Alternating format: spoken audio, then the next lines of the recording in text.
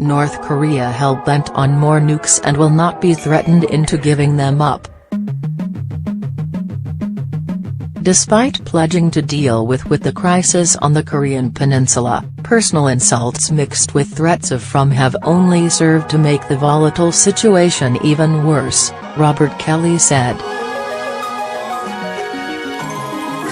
And recent test of his long-range Hwasong-15 missile only served to prove the North will not be browbeaten into disarming and that its arsenal of weapons of mass destruction are here to stay.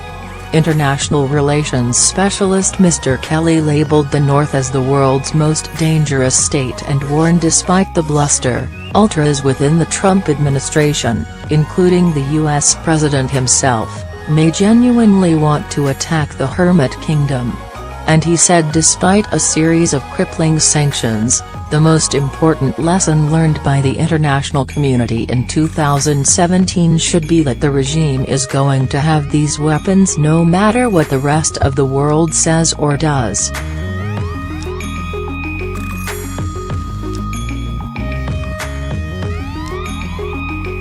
Mr. Kelly, an associate professor of international relations at South Korea's Pusan National University, predicted dictator Kim would continue to plow money into his nuclear and ballistic missile programs, regardless of cost.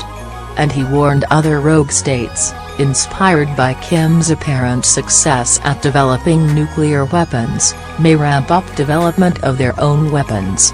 He said that the North clawed its way into these weapons despite decades of hassle, global isolation, and sprawling multilateral efforts to prevent them should serve as a warning.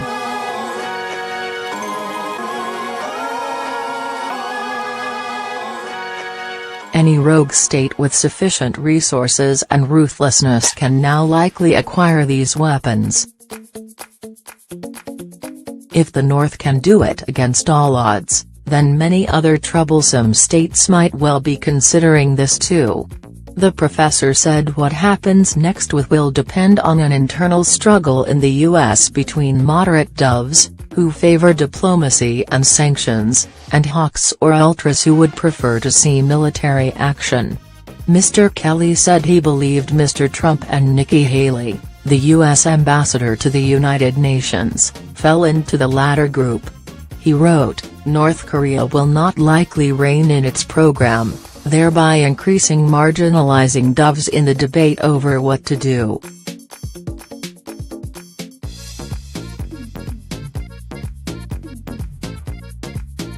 As the program grows apace, safety anxieties will worsen, which may incidentally help push the U.S. and back toward talks. But if Trump did teach us anything, in 2017, it is that the North Koreans will not get browbeaten into giving up their program. It is here to stay. Mr. Kelly became an overnight internet hit in March last year when a live interview with the BBC about the impeachment of the South Korean president went viral after his young children wandered into his office and interrupted him.